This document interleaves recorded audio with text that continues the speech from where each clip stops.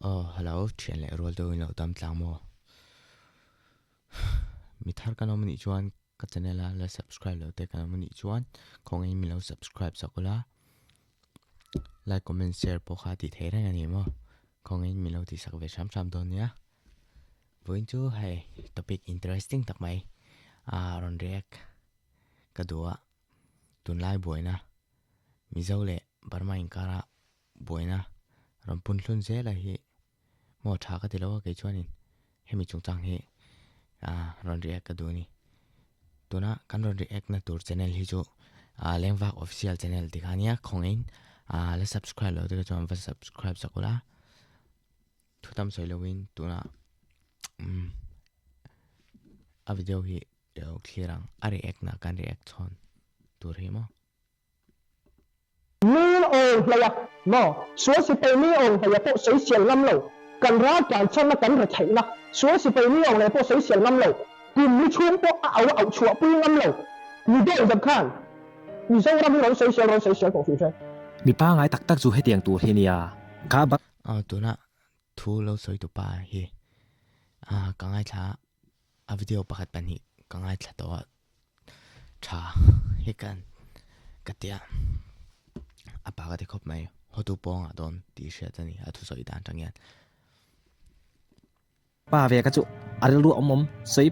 phong maya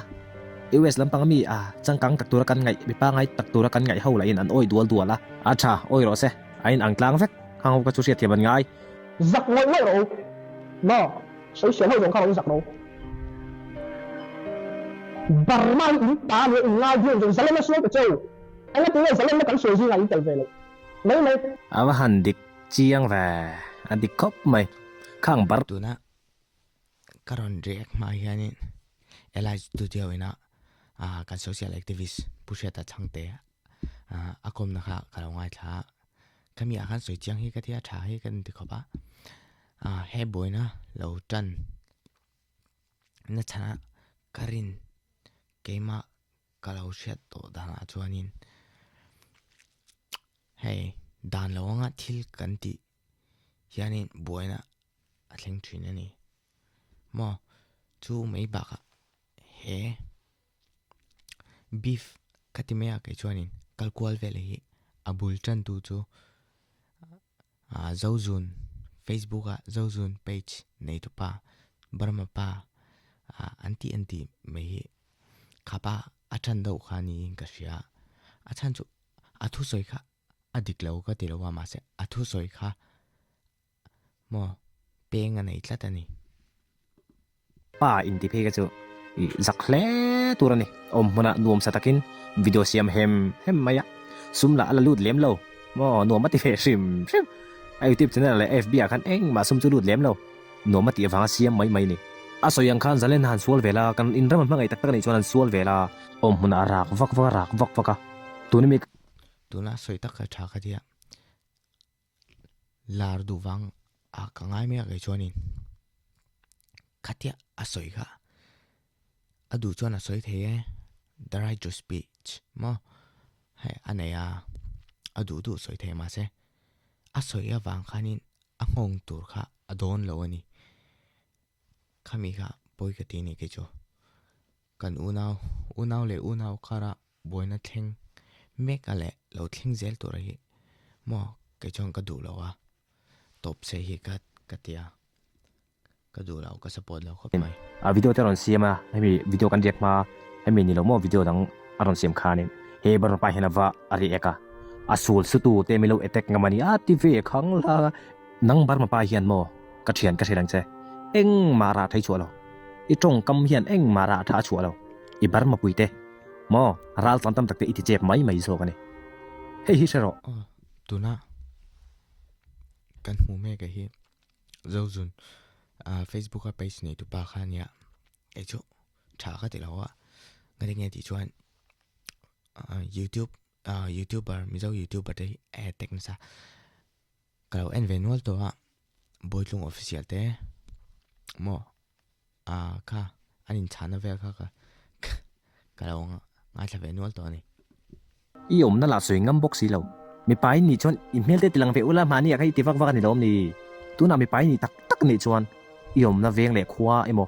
I chen na vel te aron sei lang be te chei mi pai tak ni chuan he tianga ral ta tam tak te pitar putar tam takan om ti asia ka kan unau pa ka chuanin in pum khatila thatakin omila adoni ma se le sei sela mizoram hi aral ta na tla ka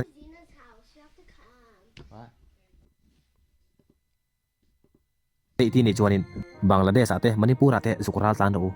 an nar ho ma viu mai cheu ne ani chuan mo cái này chuan kan hmangai viau chewa ma se tan chin tokin chelo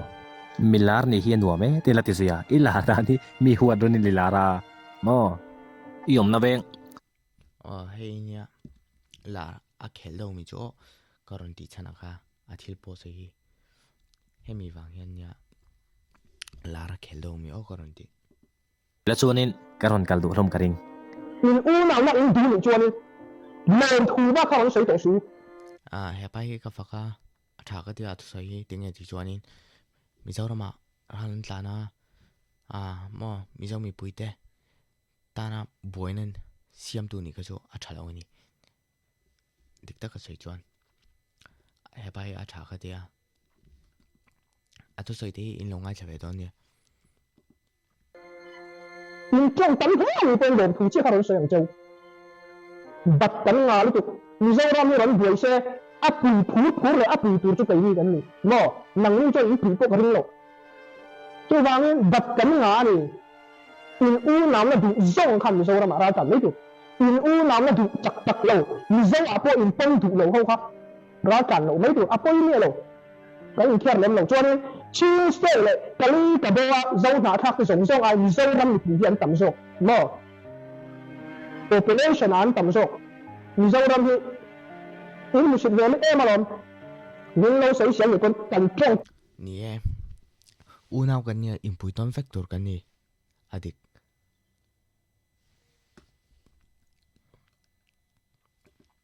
kan ka kan ben he lo ema kan mo ani barma mi tam tak mi a fe mi mol tak tak Mizoram bei ve vak vak khau ka chon hei chu an hel viau hlom karing ani tuna an ram ta na su tu te aron tong chuka hei chu barma mi pa ka chon sa ve ro in ram boy ema khi le damingkara an omasin nanga barma pa in khata om video ron siam nuam sa ta ka om khana ngai ti ve thei eng ma ti thei nei lo he ngau hian in ram boy hi sual suak sela in ho chole dia langa lom thu thrin achang po eng mai shet karing le lo ni chuwang chuanin in siam tharo hei in ram ta na su tu te tong kam hi lo hel via wa social siam chi ni lo nia an du chuan ni po thala yan tan thi ve thei lom Mizoram anon ral tan ve thei lom ma se karama boya karami ka chan chuak thei ni ti aril ro puin tu na hian khile damingkara zalen an sul me ka ni nang barma kami thleng ka ni se reaction video ani wangin sale tu ka chu ka du lo wa